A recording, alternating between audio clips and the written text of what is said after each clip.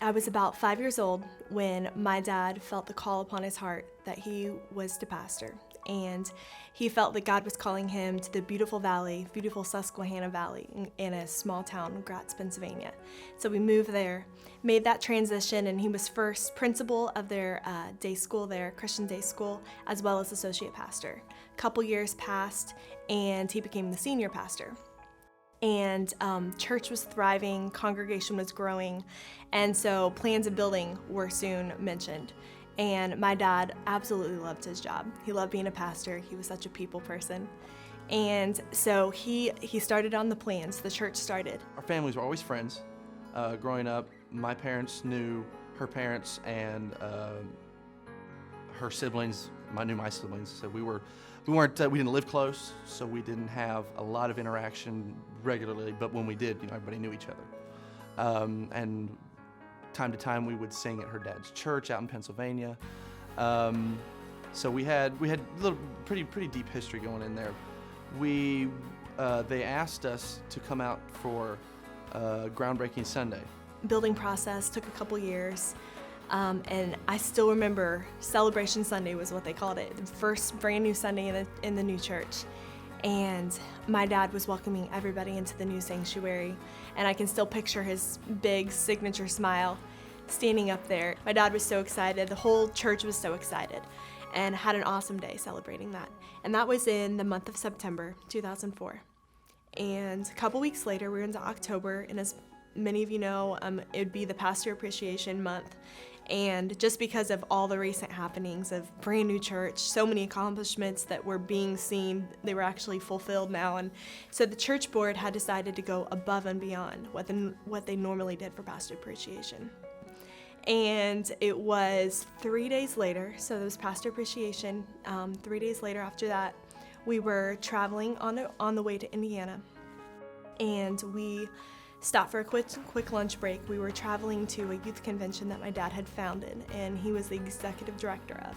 So a very busy time for him. He had not even slept the night before just because of so many things going on, so many things being finalized. And we stopped for a quick lunch break, and 1 minute sitting there having lunch, talking together, and the next minute he was taken from us. And we had no idea that just a week after Celebration Sunday, we would be having first funeral.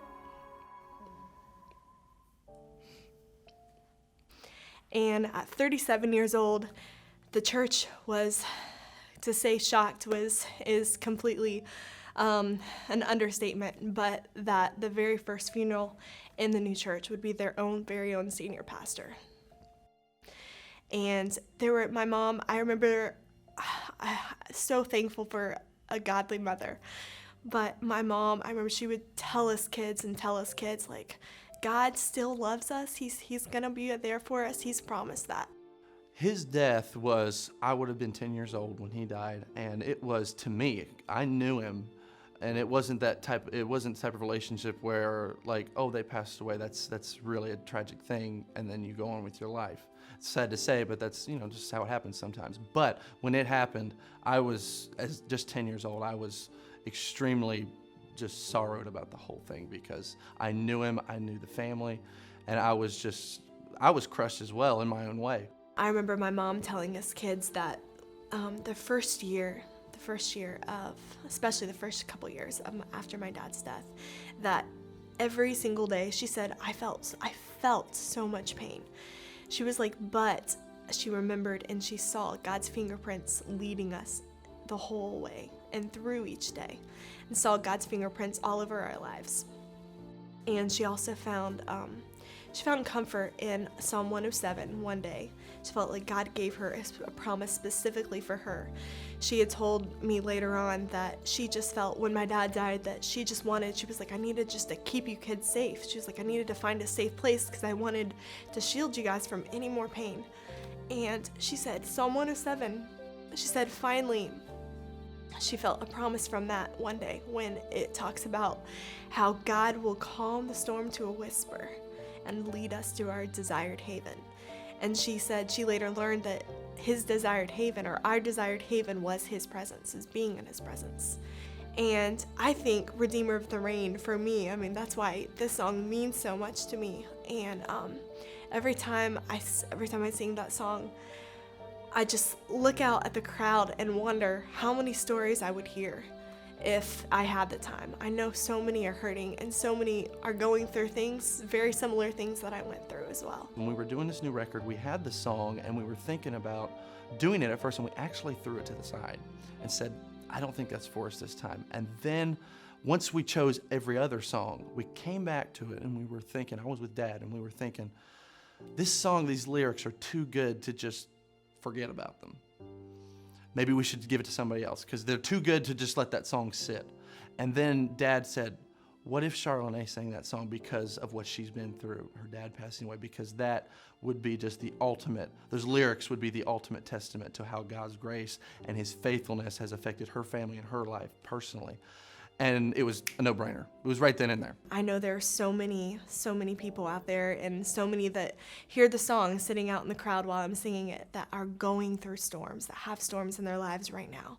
I hear so many stories. People will come up to me at the table and say, oh, Redeemer of the Rain meant so much to me because, and then they will have a story of their own. And that has helped me also. That has helped me so much. And if I can help somebody through that pain, just as a reminder that God will be with them every step of the way, then it's all worth it. Who doesn't wish for sunny days? That the sky above us would never turn gray.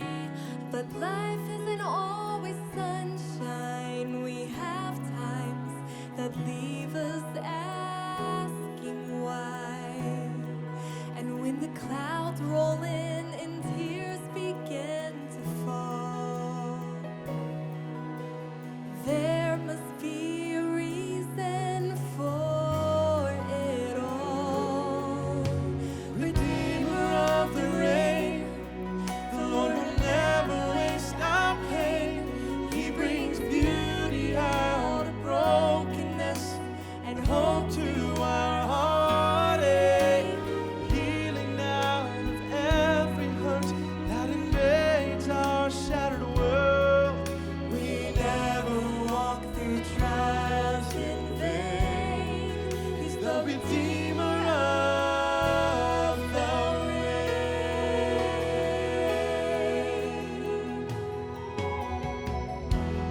Every problem that we face is sifted by the Father through hands of grace. He'll use the sorrow to draw us, to call us closer to his side. It's in the middle of the storm we learn to trust that he is always watching over us. Redeemer of the rain, the Lord will never waste our pain. He brings beauty out of brokenness and hope to our heartache, healing out